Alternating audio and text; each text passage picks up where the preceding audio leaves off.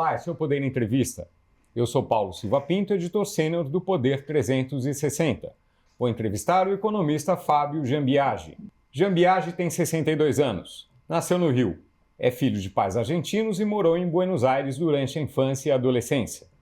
Tem graduação e mestrado em economia pela UFRJ, a Universidade Federal do Rio. É funcionário do BNDES há 41 anos. É também pesquisador associado do IBRE, o Instituto Brasileiro de Economia da Fundação Getúlio Vargas. Fábio Jambiagi, muito obrigado por ter aceitado o convite para esta entrevista. Um prazer, Paulo. Agradeço também a todos os web espectadores que assistem este programa. Essa entrevista está sendo gravada no estúdio do Poder 360 em Brasília, em 12 de fevereiro de 2025. Eu começo essa entrevista perguntando: quais as causas do aumento da inflação? As causas do aumento da inflação, se você tomar como referência a situação de anos atrás, estiveram claramente ligados a uma conjuntura externa que levou a uma inflação no mundo inteiro, né? Mesmo nos Estados Unidos, que há muitos anos tinha uma inflação bem controlada, entre 2% e 3% ao ano, a inflação chegou a flertar com dois dígitos em 12 meses. No Japão chegou a ter uma taxa também muito elevada para os padrões japoneses, etc., etc., e o Brasil, como o conjunto das economias em desenvolvimento, não ficou alheio a isso. Agora, o que está acontecendo mais especificamente nos últimos meses, eu e muitos analistas não temos dúvida nenhuma de que se deve, em boa parte, à política fiscal, né? Então, nós temos você acompanha a economia brasileira há muitos anos, Paulo, sabe que para que o combate à inflação seja bem sucedido, você precisa ter uma ação coordenada das duas políticas, da política fiscal por um lado e da política monetária por outro.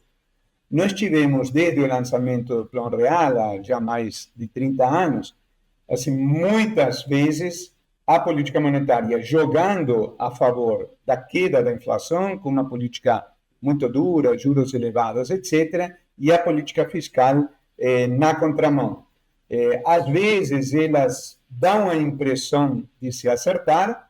A política monetária, de um modo geral, nesses 30 anos, agiu no sentido de controlar a inflação, mas a política fiscal, poucas vezes, e hoje é uma dessas tantas situações pós-estabilização em que a política fiscal está na contramão da política monetária. A política monetária age no sentido de baixar a inflação e a política fiscal está jogando no sentido de pressionar os preços. O desafio para o ministro Haddad é muito grande, particularmente considerando o escasso apoio que ele tem. Em quanto dessas 3 décadas, em qual parcela a política monetária e a política fiscal andaram juntas no combate à inflação? Em quanto tempo? Ainda que não seja possível dizer um percentual exato, é possível aproximadamente dizer isso? Eu diria que houve assim, 2 períodos, claramente, em que você teve uma ação mais coordenada. No segundo governo FHC, definitivamente não no primeiro, não é? Mas você deve lembrar, não é? Quando em 1999 tem aquela desvalorização, aquele pânico do Plano Real acabar, aí o Brasil faz um fortíssimo ajuste fiscal de 3% do PIB, de um ano para outro, de 98 para 99, e a política monetária também inicialmente se torna bem mais dura e depois, ao longo do tempo, diminui. O problema é que aí no meio do segundo governo FHC, aí passou a ter outros elementos adicionais em jogo, particularmente a gente teve aquele choque muito negativo, não é, da restrição energética em 2001, mas toda a combinação de situações negativas vindo de fora, o ataque às torres gêmeas, o problema da Argentina, que naquela época influenciava muito mais o que acontecia no mercado brasileiro, etc., né?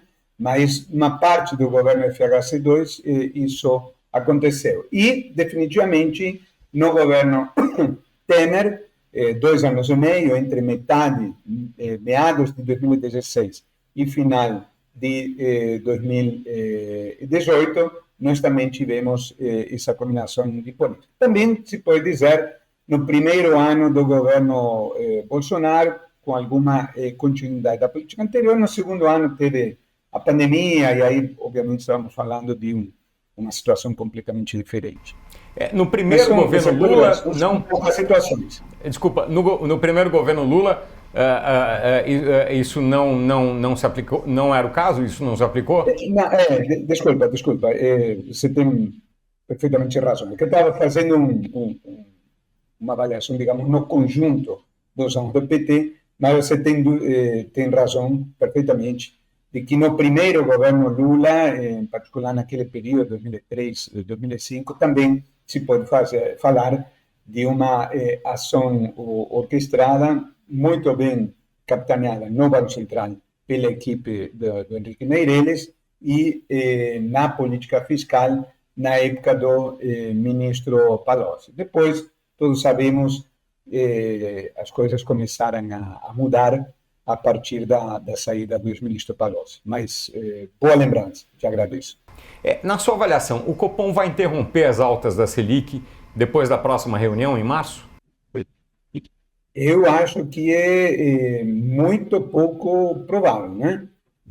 Eu não vou dizer a torcida do Flamengo, né, porque esse é um assunto que sempre divide, mas eu diria que a grande maioria dos analistas de mercado também tem essa visão de que deve ter havido algum tipo de conversa, imagino eu, entre o antigo presidente do Banco Central e o atual, não é, Roberto Campos Neto e Gabriel Galípolo, não é, considerando que o Galípolo já era parte da diretoria, as decisões são colegiadas, são tomadas pela maioria, mas evidentemente que o presidente do Banco Central e o futuro presidente, no caso, tem um papel de liderança importante na troca de ideia com os demais colegas. E aí houve uma espécie de gentileza, entendo eu, de quem estava saindo com quem estava entrando, no sentido de já deixar o terreno pavimentado. Mas, considerando a mesma lógica de atuação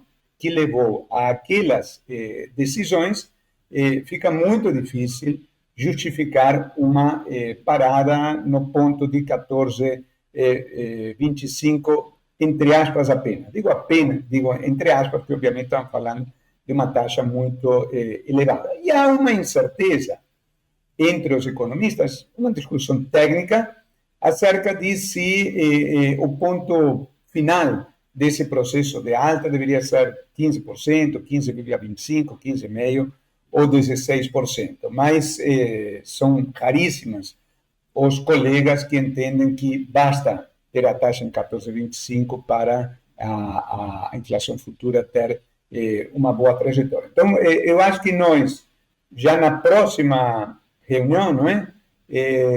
Vamos ter uma discussão intensa e provavelmente parte disso depois irá se refletir na ata correspondente ao Banco Central, acerca de se o Banco Central simplesmente aumenta a taxa de juros, que se espera 100 pontos, não é? Como já estava telegrafado desde antes, e diz que os passos futuros serão definidos em função dos dados na ocasião, etc., sem nenhum tipo de definição, o que formalmente deixaria a porta aberta a uma estabilidade dos juros em 14,25, ou se faz um pré-anúncio, como já foi feito várias vezes, no sentido de dizer que o próximo passo deverá ser ainda um movimento de aperto. Eu acho que o Banco Central agiu bem no último comunicado, quando aumentou os juros em 100 pontos, sem nenhuma manifestação em relação ao que queria acontecer na segunda reunião depois disso, uma vez que na primeira reunião já estava dito que, depois, né, que a taxa aumentaria 100 pontos. Por que eu digo isso? Porque para duas reuniões depois, faltaria em torno de 3 meses, e no atual contexto de incerteza, não só brasileira como mundial, 3 meses é uma eternidade, não havia, na minha modesta opinião, nenhuma razão para o Banco Central se amarrar de uma forma muito categórica, com muita antecedência. Mas, na próxima reunião, vai estar todo mundo querendo ter alguma sinalização em relação ao que deveria acontecer depois, e como me parece que, seguindo a mesma lógica do Banco Central até agora, não faria nenhum sentido o Banco Central conter esse processo de alta em 14,25, entendo que seria de bom tom dar alguma sinalização de continuidade do ajuste, mesmo deixando em aberto se o ponto final desse ajuste seria uma taxa em torno de 15% ou uma taxa em torno de 16%. Acima de 16%, olhando para o mundo real, e não apenas para os modelos, creio que todos os economistas entendemos que há uma série de restrições práticas ligadas à possibilidade de se exagerar na dose em termos das consequências recessivas para que a taxa de juros aumente excessivamente, né? Mas, volto a dizer, com a lógica atual, é muito difícil vislumbrar uma etapa final desse processo, desse ciclo de aperto, com uma taxa abaixo de 15%, e como acima de 16%, me parece, pela razão que eu expus, também difícil, há uma discussão pertinente acerca de se esse ponto final deve ser 15, 15,25, 15,5, ou 15,75 ou 16. Mas aí cabe a expressão de que o Banco Central tem que matar um leão por dia, vale a velha expressão de a cada dia a sua agonia, e acredito que provavelmente o que o Banco Central irá fazer é sinalizar a continuidade do ciclo de aperto, sem, num primeiro momento, definir de forma muito categórica até quando é que vai esse processo. As medidas do governo para ajustar as contas públicas são suficientes na sua avaliação?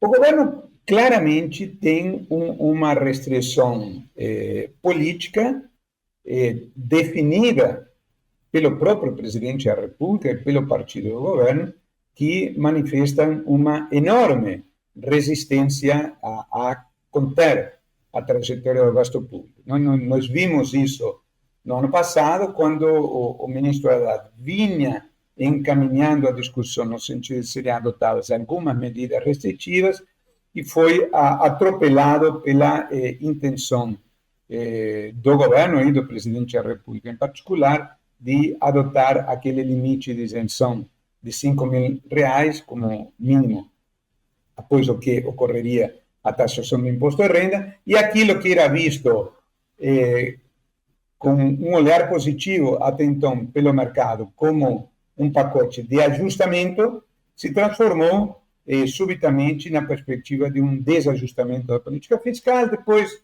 no final, acho que com todas as restrições políticas existentes, o ministro Haddad conseguiu com habilidade superar aquele momento. Nós vimos nas últimas semanas a queda do dólar, justiça se faça, os números fiscais do final do ano foram um pouco melhores do que o previsto, sabemos todos que a receita está bombando, etc., mas claramente está faltando uma perna nesse exercício de ajuste, que é o lado do gasto. E, em particular, mexer em duas coisas que parecem ser um tabu para o governo, que é a regra de indexação das despesas da saúde, por um lado, e a regra do salário mínimo, por outro.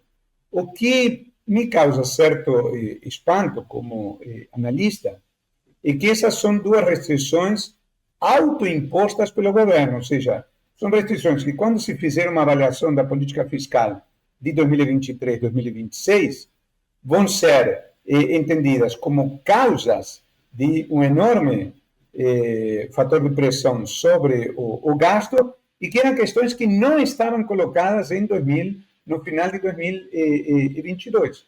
O governo, na minha opinião, cometeu dois erros enormes nisso. No caso das despesas com a saúde, porque eu não tenho dúvida nenhuma de que houve um cochilo, houve uma ação involuntária, no sentido de que não se percebeu, e esse erro resultou do fato de que, quando essas questões estavam discutidas, não havia uma única presença na mesa de agentes fazendários, ou seja, de técnicos do Ministério da Fazenda, porque era uma mesa só de políticos, e ninguém teve a presença de espírito de perceber que, ao eliminar parte da redação da regra do teto que vinha lá da época do Temer, automaticamente a despesa da saúde ficava novamente vinculada com a receita. E aí, como o governo está querendo fazer um ajuste com base no aumento da receita, surge um paradoxo, que quanto mais o governo ajusta pelo lado da receita, mais aumenta a despesa com saúde. Eu vou citar um dado para você. Entre 2022 e 2024, a despesa com saúde obrigatória aumentou 0,3% do PIB. Isso é uma enormidade, estamos falando de muitos bilhões. Evidentemente, a despesa tinha que aumentar, mas bastava ter tido a habilidade ou a inteligência, como cada um queira definir em função do seu posicionamento político, de dar uma redação, aquela famosa PEC acertada pelo governo entrante e pelo Centrão em novembro, dezembro de 2022, para que, ao ser dada a nova redação da emenda constitucional, se definisse que as despesas da saúde aumentariam de acordo com o indexador do teto, né? Então, aumentariam, sei lá, em torno de 2,5% em termos reais, e não essa enormidade que aumentara ano passado em função do aumento da receita em termos reais em torno de 10%. E, em segundo lugar, no caso da regra do salário mínimo, não havia nenhuma demanda política, a não ser aquela provinda do próprio PT, no sentido de aumentar o salário mínimo em 2022. Por quê? Porque qual era a grande demanda da sociedade naquela circunstância? Emprego, emprego, emprego. Em função, obviamente, do aumento do desemprego que tinha acontecido na pandemia. E aqui estou falando de um fato objetivo, não estou julgando o mérito da política na gestão do ministro Paulo Guedes. O desemprego aumentou enormemente na pandemia, por razões óbvias, inevitavelmente conhecidas, etc. Depois começou a cair, mas era muito elevado em 2022 ainda. Então, eu entendo que bastava ao governo dizer: a prioridade número 1, 2 e 3 será a recuperação do emprego, e, à luz do que está acontecendo, o governo poderia muito bem se apresentar para as próximas eleições dizendo o seguinte, na linguagem política: eu peguei o país com um desemprego X, estou entregando o país em 2026 com um desemprego muito menor. Alguém pode dizer, salário mínimo é sempre importante politicamente, etc. Eu entendo, mas o fato é o seguinte: o governo Bolsonaro não aumentou um centavo o salário mínimo em termos reais entre 2019 e 2022, e, não obstante isso, mesmo com todas as milhares de mortes do Covid, enfim, com todos os problemas que a gente sabe que teve o governo Bolsonaro, ele teve 49% dos votos. Então, ninguém vai me convencer de que é impossível ter um bom desempenho eleitoral sem aumentar o salário mínimo em termos reais. Isso foi uma restrição autoimposta, pela qual o governo está pagando muito caro em termos de credibilidade. Eu vou te citar um número, Paulo, emblemático.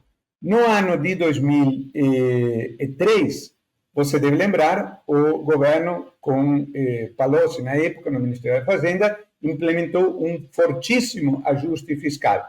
O gasto real, naquela época, caiu 4% em termos reais na comparação de 2003 com 2002. E isso deu um ganho de capital de credibilidade para o governo Lula, que lhe permitiu transitar durante os restantes 7 anos. Tá? Bom, não havia as emendas parlamentares como hoje, né? Quer dizer, havia, mas não com essa característica. Sim, que elas claro, têm mas hoje. o que eu quero dizer é o seguinte, o contraste com 2023 é brutal, porque em 2023 o gasto público, em termos reais, aumentou mais de 12%. É verdade que uma parte disso esteve associada ao pagamento dos precatórios, que no fundo era uma dívida herdada da gestão do Paulo Guedes, etc. Mas mesmo tirando esse elemento da análise, o gasto real teria aumentado em torno de 7%. Então, a diferença, na minha opinião, o presidente não percebeu.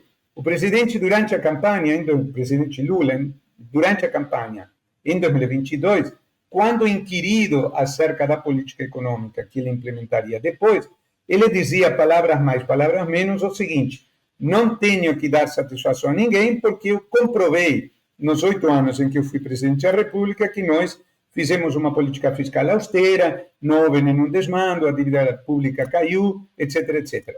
O que é verdade. O problema é que as condições em que ele assumiria em 2023 eram completamente diferentes das de 2003 e seria necessário um tipo de ação sobre a política fiscal completamente diferente daquilo que ocorreu em 2003 e aí os resultados estamos vendo. Em 2003 o governo fez o que corresponde a uma ação clássica de política econômica dentro de um ciclo político tradicional. O que você faz? Você segura o gasto no começo e gasta mais à medida em que o governo se aproxima das eleições. A enorme maioria dos partidos no governo, nas democracias, funciona assim por razões óbvias. Tá? O que aconteceu no Brasil? Exatamente o contrário, recentemente. No primeiro ano de governo, o governo gastou o que tinha e o que não tinha, na linguagem popular, gastou tudo, e agora vai ser obrigado a conter o gasto à medida em que se aproximar das eleições. E isso vai gerar uma série de tensões com o próprio PT, como o ministro Haddad sabe muito melhor do que eu. O marco fiscal aprovado em 2023 foi bem desenhado na sua avaliação?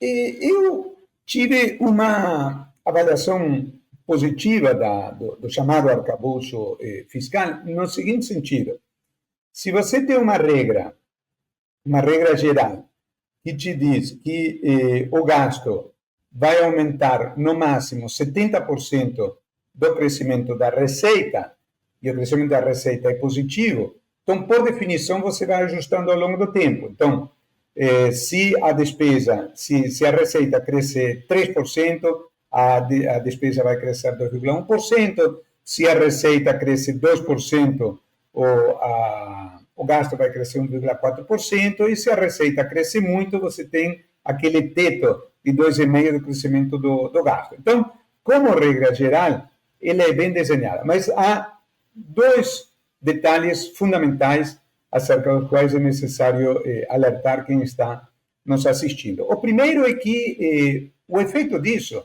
depende da situação inicial. Ou seja, se você faz uma regra que implica um ajustamento ao longo do tempo, partindo, por exemplo, de um superávit inicial primário de 2% do PIB, esse superávit primário vai ser cada vez maior, ótimo, tá? Agora, se você faz uma regra partindo de uma situação fiscal péssima, como a do Brasil em 2023, você vai demorar um tempão para ajustar. Então, a situação inicial faz uma enorme diferença. E o segundo ponto é que há uma incompatibilidade intrínseca entre a regra geral do arcabouço, que é boa, tá? Que aponta para um ajustamento, e as regras específicas que geram uma pressão crescente de uma série de rubricas de gasto que são muito representativas no gasto total, tá? Particularmente as despesas vinculadas ao salário mínimo e as despesas automaticamente indexadas à receita, notadamente as da saúde, tá? Então, como no mercado tem um monte de gente que faz conta, porque os lucros, não é? Dependem disso, e além da competência, da sua formação, etc. Tá? O que aconteceu? Houve uma primeira acolhida favorável, mas depois, na medida em que o tempo foi passando, as pessoas começaram a fazer conta detalhadamente, não é? Entrando em alguns anos mais à frente, não é? Porque em 2023, 2026 parecia muito longo prazo, mas agora já está mais perto, tá?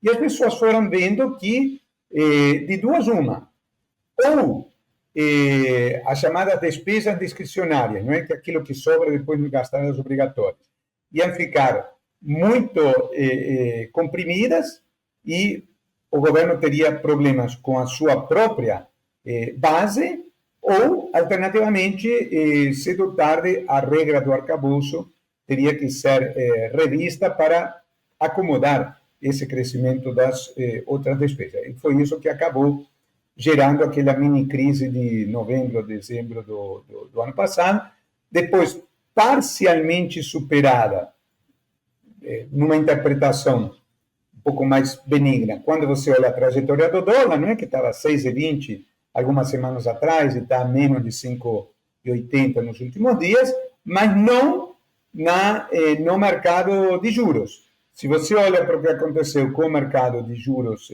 futuros, quando teve aquela crise, eles empinaram para cima, chegamos a ter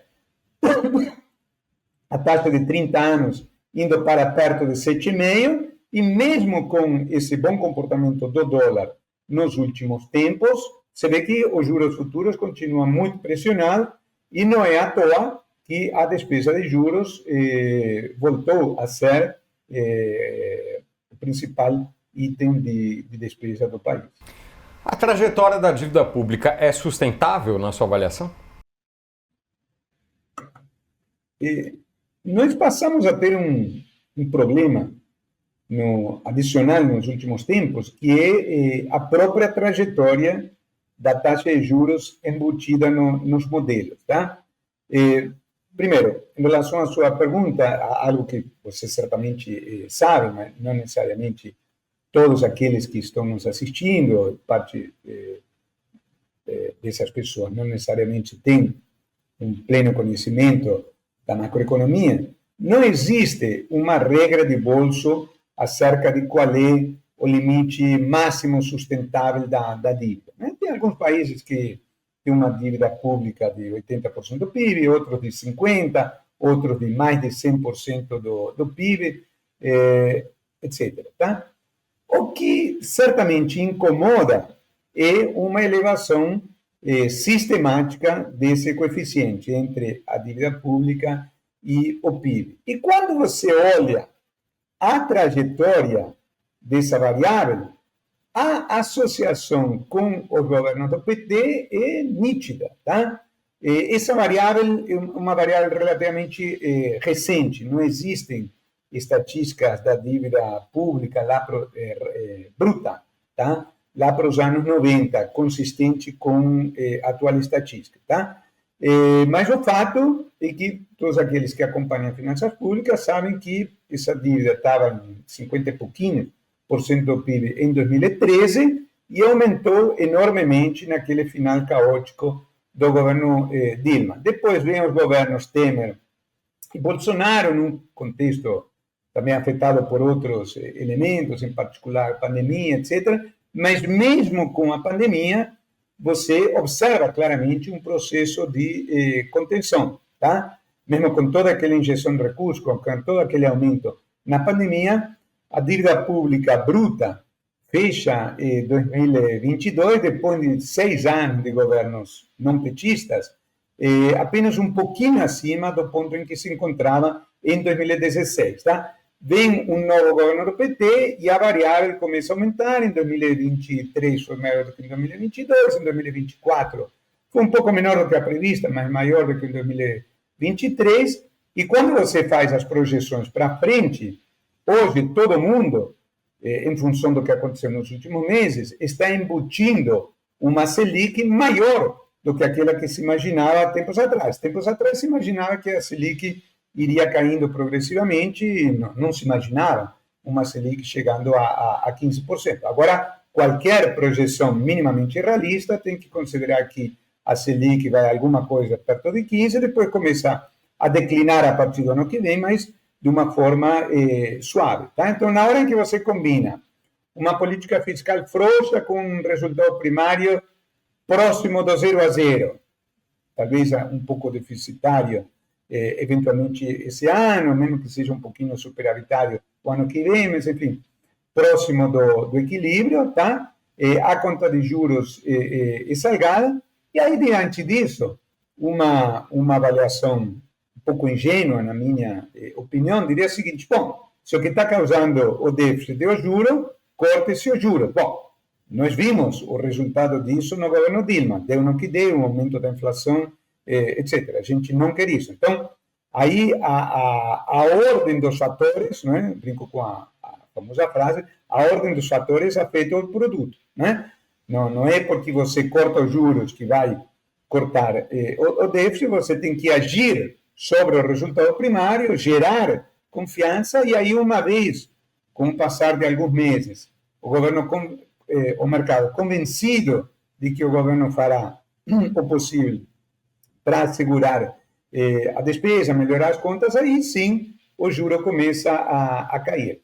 Foi assim que aconteceu no governo FHC, na primeira parte do segundo governo, antes de todas aquelas confusões de 2001, 2002, e foi assim também que aconteceu no governo Temer, quando a sinalização firme de comprometimento com a política fiscal através da aprovação da regra do teto naquela ocasião levou os juros a desabarem e o Banco Central a praticar uma política. Isso é interessante. Na verdade, no imaginário coletivo, em geral, se associa a gestão do meu amigo Ilan Goldfarb, naquela ocasião, a um movimento de alta taxa de juros. O que o governo fez na ocasião foi, na verdade, agir sobre a política fiscal e não reduzir os juros na velocidade inicialmente demandada pelo meio político. Mas, na verdade, o Ilan não aumentou os juros, simplesmente ele deixou os juros onde estavam e, mercê de um conjunto de outros elementos favoráveis, dando aquela sinalização de comprometimento com o regime de metas, etc., depois os juros poderão cair a ter uma boa velocidade em 2017, principalmente 2018. É possível cortar mais os gastos públicos?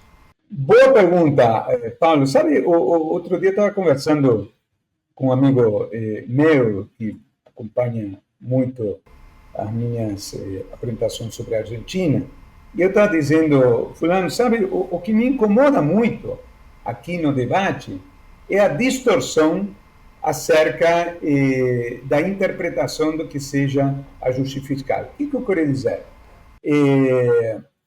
Corte de gasto, no sentido de se gastar X e passar a se gastar menos do que X, houve na Argentina.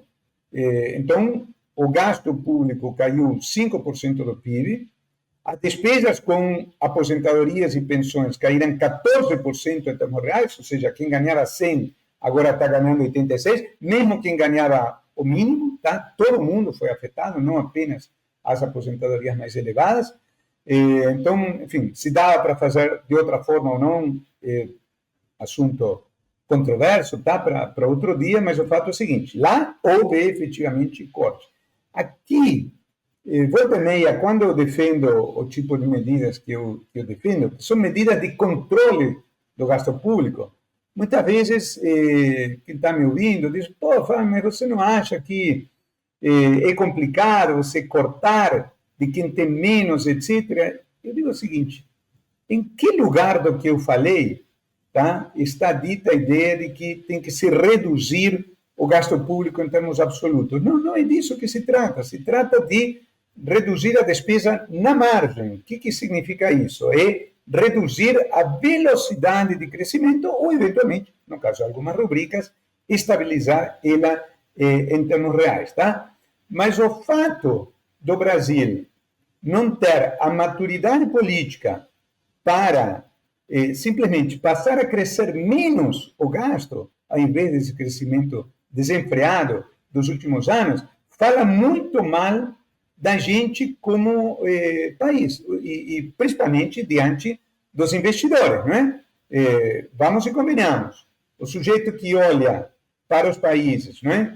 Para o Brasil, para a Argentina, para a América Latina, vê o Milei, com todos os problemas e as críticas que possam ser feitas a uma série de coisas, eventualmente até algumas disparatadas, não é? Que o governo de lá está fazendo, por exemplo, a intenção de sair da Organização Mundial da Saúde, pelo alinhamento ideológico com Trump, etc. Mas o fato é que, na política econômica estricto sensu, os investidores olham e dizem, esse cara reduziu o gasto em 5% do PIB. Não quer dizer que necessariamente vão colocar dinheiro lá, enfim, por todo o problema dos sucessivos calotes da dívida externa, 7 décadas de desequilíbrios fiscais, etc. Você tem que ter muita segurança para voltar a colocar dinheiro na Argentina, tá? Mas o fato é que a desculpa de que o Brasil tem uma série de elementos de rigidez institucional que impedem qualquer tipo de ajustamento é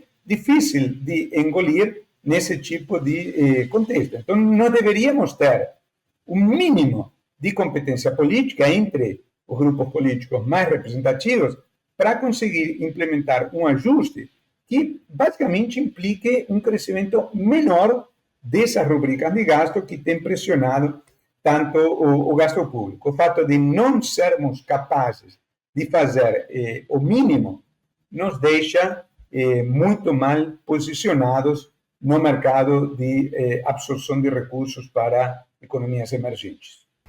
Será necessária uma nova reforma da Previdência? Se for, quando ela deve ser feita? Na minha opinião, a resposta curta e grossa é sem dúvida nenhuma, tá? Mas com a seguinte qualificação em relação ao timing. Veja, eu trato esse tema nos debates desde os anos 80, mais especificamente os anos 90, tá? Em todas as minhas palestras que eu dei sobre o assunto, eu reconheci o seguinte, eu defendo isso e aquilo, tá? 5, 6, 7, 8 pontos que precisam ser modificados. Mas o que determina a possibilidade de adotar ou não esse cardápio é a política. E para isso tem que ter um ambiente favorável, tá? Então, por que em 2019 foi possível aprovar uma reforma com um número de votos, inclusive, muito maior do que aquele necessário? Você sabe muito bem que na Câmara de 513 deputados, você precisa de 308, que é o quórum para uma reforma constitucional, e a reforma, no primeiro turno, depois no segundo, um pouquinho diferente, foi aprovada por em torno de 380 votos. Por quê? Porque havia todo um ambiente favorável a isso e, principalmente, 2 ou 3 anos de uma intensa discussão prévia em função daquela proposta de reforma enviada ao Congresso pelo presidente Temer no final de 2016 e que foi amplamente discutida durante 2017. 2018 foi, de alguma forma, o embrião do que veio a ser depois a reforma previdenciária do governo Bolsonaro. Então, qual é a situação hoje? Hoje não existe o menor ambiente para isso, não é? Se alguém me dizer, Fábio, redige você uma proposta de reforma da Previdência, vou redigir as ideias, vou apresentar alguém, um jurista que entenda de como redigir numa linguagem de Constituição Federal, etc., vou apresentar. Resultado, isso não vai ter o menor espaço no Congresso, porque hoje não há ambiente para isso no Congresso. Se o ambiente no Congresso, no começo de 2027, for igual ao de hoje, não adianta o presidente da República querer o que quiser, também não vai passar, embora, obviamente, o peso do presidente seja enormemente maior do que o meu. Então, é necessário que haja um ambiente. Agora, eu digo o seguinte, se ela não for viável em 2027, a minha impressão é que em 2031, falo isso, esses anos que são sempre o primeiro ano do governo, sabemos que são as circunstâncias mais favoráveis para aprovar reformas desse tipo, ela se tornará inexorável. Por quê? Porque os efeitos da reforma de 2019 se diluem ao longo da década atual. Eu vou citar um exemplo.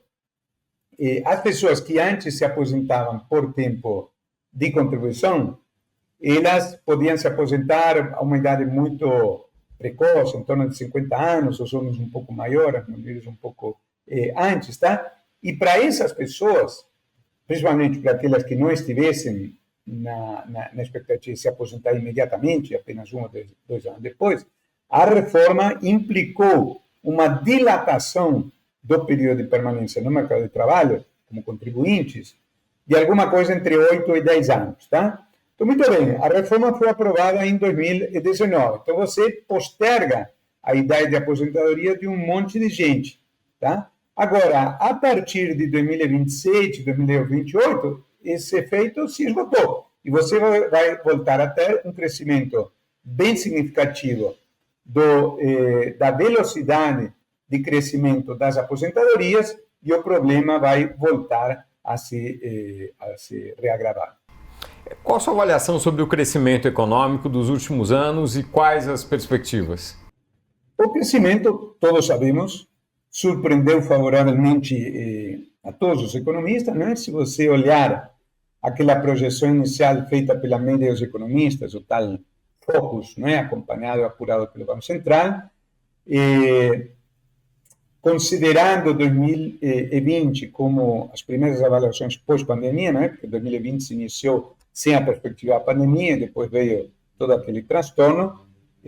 Felizmente, os economistas erramos a nossa avaliação em todos os 5 anos, em 2020, 2021, 2021, em todos os anos, o crescimento foi maior do que o previsto no começo do ano, ou, no caso de 2020, lá para março, abril, quando todo mundo capturou os efeitos daquela tragédia que estava acontecendo, e as primeiras avaliações foram muito pessimistas, tá?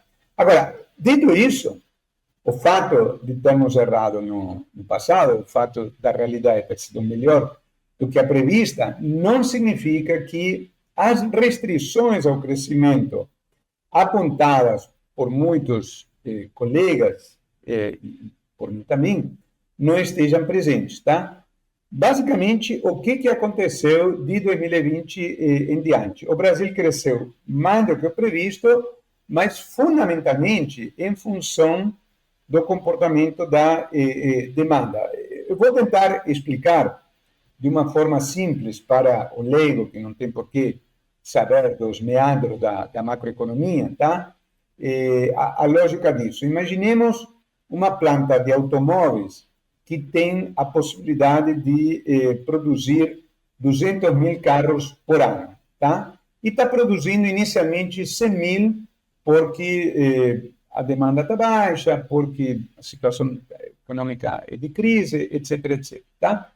Ela pode aumentar até 100% a sua produção sem investir absolutamente um tostão em robótica para automatizar a máquina, na construção de novos galpões para produzir mais, etc, etc. Tá? Agora, uma vez que, na linguagem dos economistas, a oferta se encontrar com a demanda, se encontrar com a oferta, a demanda subindo, se encontrar com a oferta, que é o teto da capacidade de produção, depois disso não tem mágica, e se aquela firma, aquela empresa quiser produzir mais carros, não adianta ter mais demandas dos consórcios, tá? E sim, ela precisará produzir mais carros, seja por mecanismos de automatização, que levam que, com o mesmo número de empregados, se produzam mais máquinas, por aumento da produtividade, seja por aquisição de novos galpões, para ter mais espaço físico, etc, etc. Mal comparando, na macroeconomia, o que ocorre é uma transposição desse raciocínio. Quando há uma recessão, quando há uma crise muito grande, o PIB do lado da oferta, ou seja, a capacidade de produção de um país, fica num ponto X e a demanda cai abaixo. Então, dá para crescer ocupando aquilo que se chama de capacidade ociosa, que é justamente a diferença entre a capacidade de produzir e o que se produz. Tá? Então, o que aconteceu ao longo dos últimos anos? A crise de 2020 gerou uma ociosidade enorme, reduziu muito a produção e, naquelas circunstâncias dramáticas, se gerou um desemprego muito elevado. O que o Brasil fez nos últimos tempos? Ele cresceu basicamente ocupando capacidade ociosa, na linguagem dos economistas, fechando o hiato entre oferta e demanda e reduzindo a taxa de desemprego. Agora, estamos numa situação tecnicamente próxima do pleno emprego. Alguém olhando para os números pode dizer o seguinte, mas o desemprego está em 6%, ainda dá para crescer muito sem afetar a inflação, tá? Mas só que existe um conceito de desemprego, existe um conceito de pleno emprego. Na verdade, o pleno emprego na economia se dá com a existência de alguma taxa de desemprego que sempre existe, tá? Ela difere um pouco de país para país. Nos Estados Unidos entende que seja em torno de 4%, no Japão talvez um pouco menor, etc, etc. E no Brasil, por problemas de nosso mercado de trabalho, talvez seja alguma coisa em torno de 6%, aquilo que se chama taxa mínima de desemprego. E estamos batendo lá. Agora, por exemplo, eu estou fazendo uma obra em casa e está difícil arrumar pedreiro, não é, para poder fazer trabalhos imediatos, porque o pessoal está empregado por causa de muita demanda, uma série de fenômenos acontecendo no mercado de trabalho, em função também de movimentos que ocorreram no âmbito da educação no Brasil nos últimos tempos, etc. Então, na verdade, se a gente continuar bombando a demanda, nós simplesmente vamos pressionar a inflação se não houver uma recuperação dos investimentos. O que é necessário para aumentar a produtividade do país? Essa é uma ótima pergunta, não há uma resposta única, mas no meu modo de ver, na de muitos colegas que são especialistas no tema, não chega a ser o meu caso, um elemento fundamental é a criação de um ambiente de plena competição. E aí o Brasil e muitos países da região têm um problema associado a uma mentalidade protecionista muito enraizada na sociedade, no meio político, no meio empresarial, etc. Tá?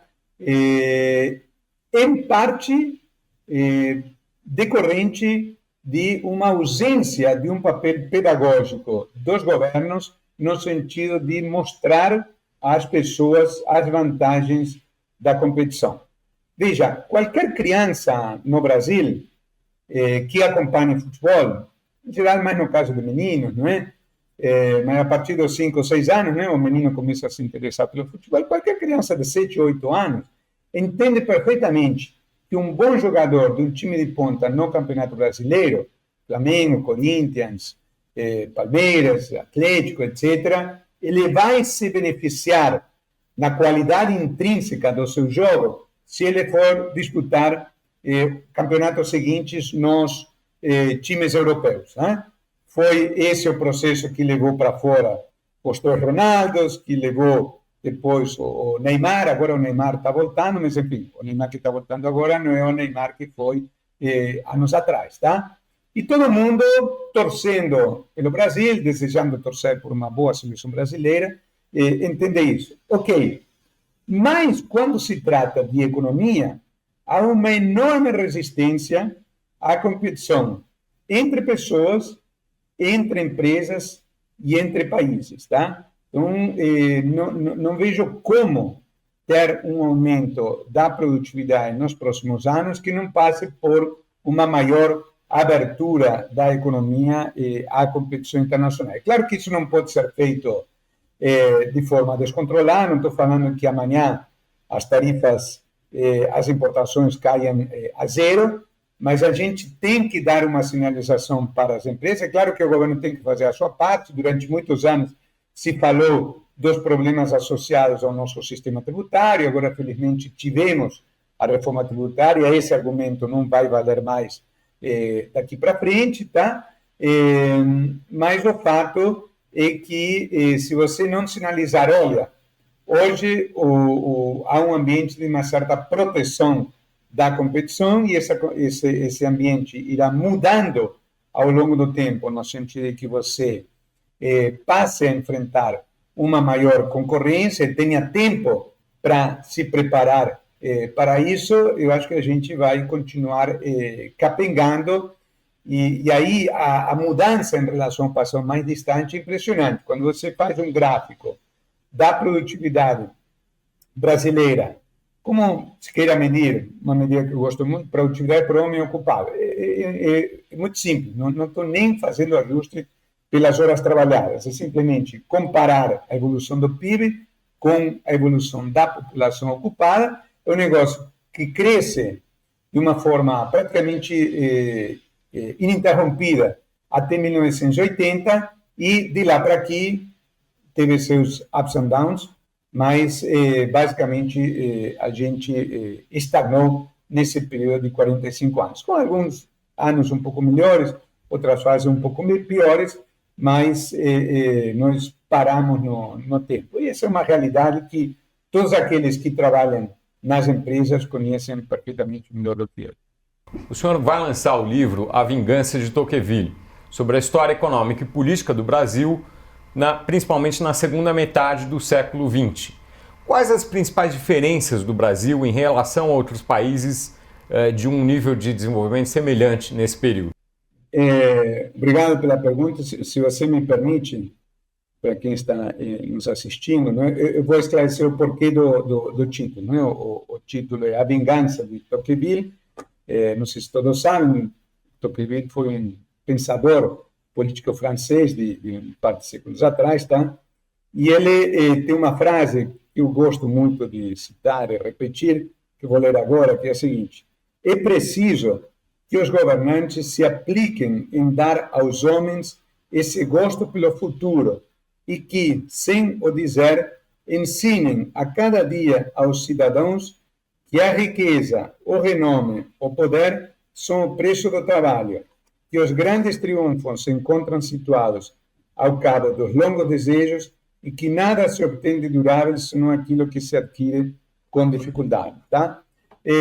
O que ele quis dizer é que o sucesso vem depois de muito trabalho, de muito tempo. Né? Isso vale tanto para os indivíduos como para os países. Não vale para todos os indivíduos. Não temos agora toda a defesa do empreendedorismo, não é? Da ideia de enriquecer, etc. Isso é perfeitamente defensável, mas é preciso entender o seguinte: uma pessoa pode dar uma grande tacada, ter uma grande ideia e virar milionária em 5 anos, mas não é possível toda a população virar milionária em 5 anos, tá? Então, para o conjunto dos indivíduos da população, na grande maioria das pessoas, as pessoas que foram bem-sucedidas na sua vida profissional, isso decorreu de um esforço de muitos anos. O sujeito que é presidente de uma grande empresa começou lá para trás, suando a camisa, se aprimorando, estudando, etc. O mesmo vale para os países. Os países têm que adotar políticas de longo prazo e não políticas imediatistas, baseadas no aumento da demanda, não é? Retomando a discussão que tivemos pouco tempo atrás, e sim em políticas que possam ser sustentadas no tempo, que levem ao aumento dos investimentos, ao aumento da produtividade. E aí, nesse sentido, o Brasil tem falhado, no meu modo de ver, por um conjunto de razões, mas eu destacaria duas. Tá?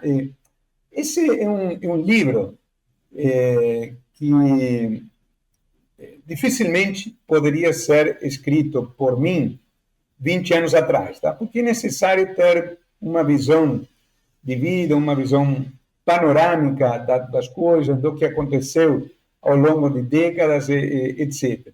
Eu me formei em 1983, comecei a trabalhar em 1984, defendi o título de mestre em 1986 e vi tudo o que aconteceu na economia brasileira no período, vi os planos fracassados de estabilização, plano Cruzado, plano Bresser, etc. Vi o plano Collor, vi as privatizações, vi o plano real, vi as sucessivas crises pelas quais a economia passou. Politicamente, eu me formei ainda no governo militar, vi a redemocratização do Sarney, a morte do Tancredo, as esperanças e as frustrações com Fernando Henrique, a eleição do Lula, todas as idas e voltas do pêndulo da história. E se eu comparo o que o Brasil é hoje, em 2025, com o que era em 1983, há algumas diferenças marcantes em que, quando você olha não para a árvore, e sim para a floresta, utilizando uma velha metáfora, tá?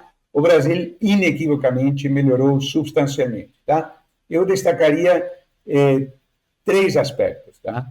Em primeiro lugar, obviamente, a inflação. Eu sou da geração que chegou a viver com aquela inflação maluca de 1.000, 2.000, 3.000% ao ano, uma inflação mensal 70%, 80%, um mundo maluco. Né? Felizmente, isso ficou para trás. Ainda não chegamos lá no sucesso definitivo, então brigando para chegar numa inflação de 3%, mas uma coisa é combater uma inflação de 5% para que seja uma inflação de 3%, e outra coisa é um animal completamente diferente, uma hiperinflação como a daquela época. Em segundo lugar, a dívida externa. A minha geração, a tua, Paulo, era uma geração que entrou no mercado de trabalho em torno dos 20 anos, achando que a dívida externa ia ser um problema que ia nos perseguir a vida toda, né? Estava lá colocado e a gente ia morrer com aquela espada de Damocles da dívida externa, como tem sido o caso, infelizmente, da Argentina nos últimos anos, uma década, né? Aquelas negociações todas com o FMI, etc. Isso também ficou para trás, tá? E o terceiro aspecto, além do combate à inflação e do fim da dívida externa como grande problema, em que a gente avançou, foi o aspecto social. Tá? Você sabe que você comentou isso na minha apresentação, eu venho da Argentina, né? Sou de família argentina, e meus pais eram cientistas, ambos foram casados pelo governo militar em 1976, eles tinham 3 filhos, né? E tiveram que sair do país e a gente veio para o Brasil. O lugar onde, em termos de emprego, deu para eles encontrarem uma posição rapidamente naquele contexto foi Recife, em Pernambuco. Então, quando a gente saiu de Buenos Aires, foi morar em Recife. E, Paulo, Recife não é o Rio, não é São Paulo. A impressão que a gente tinha, ainda mais vindo de um país ainda bastante igualitário, como era a Argentina naquela época, antes de todos os problemas sociais que infelizmente se agravaram muito nas últimas décadas, tá?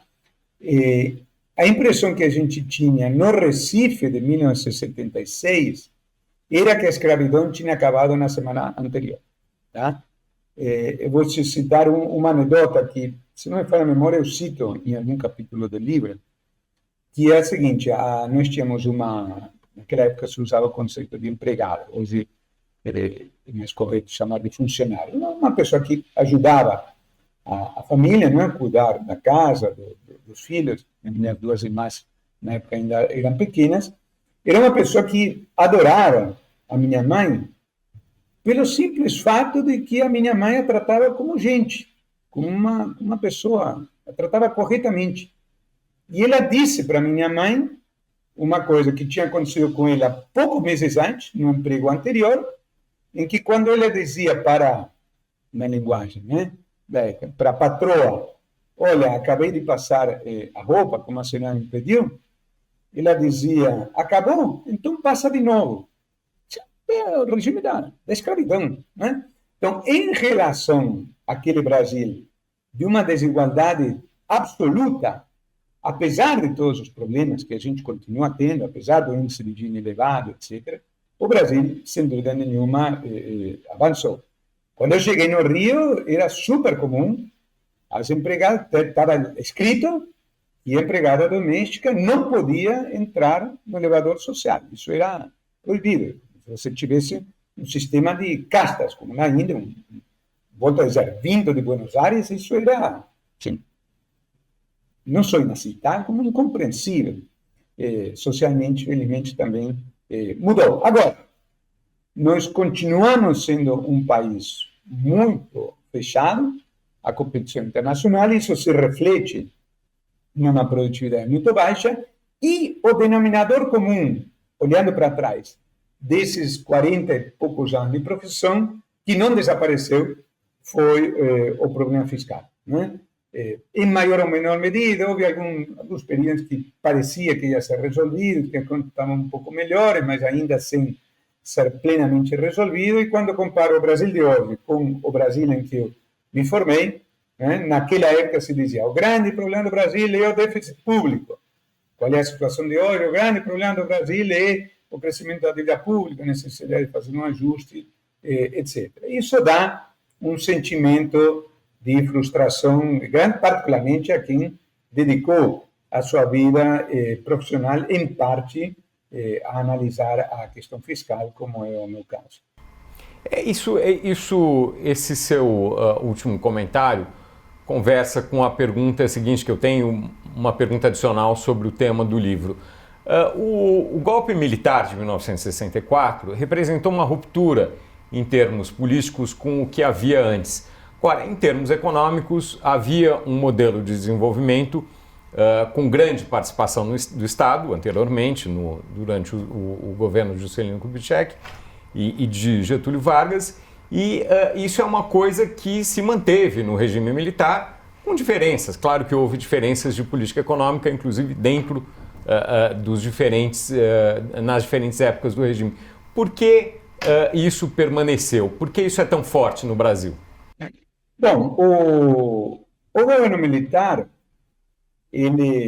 no Brasil, ele foi melhor sucedido do que em outros países da região, particularmente na Argentina. Por exemplo, no caso da Argentina, não dá para falar em governo militar, e sim em governos militares, não é? Porque lá teve golpe militar em 1930, 1943, 1955, 1966, 1976. Então, você pode escolher o governo militar que quiser como comparação. De modo geral, todos eles fracassaram, e particularmente o governo de 1976 acabou de uma forma particularmente horrorosa, porque depois de 7 anos do governo militar, havia uma inflação anual de 3 dígitos e nada mais, nada menos do que uma derrota na Guerra das Malvinas, que deveria ser, digamos, o métier das Forças Armadas. Então, as Forças Armadas saíram completamente demoralizadas. Comparativamente a isso, o governo militar brasileiro foi, em termos relativos, melhor sucedido, no sentido de que entre 1964 e 1985, independentemente do reconhecimento de que aquele final, aquela inflação muito elevada da época do Delfim, etc., precisava ser combatida, mas no conjunto de 21 anos houve progressos, particularmente naquele período chamado Milagre Brasileiro, etc. Tá? Mas quando você pensa no que foi o país e no que poderia ter sido se outras políticas tivessem sido adotadas, e você compara o Brasil com outros países historicamente melhor sucedidos depois, claramente houve deficiências, e em particular não há como não notar a dívida histórica do país no caso da educação. Se você pega o Brasil e a Coreia, na altura de 1960, Coreia do Sul, obviamente, né?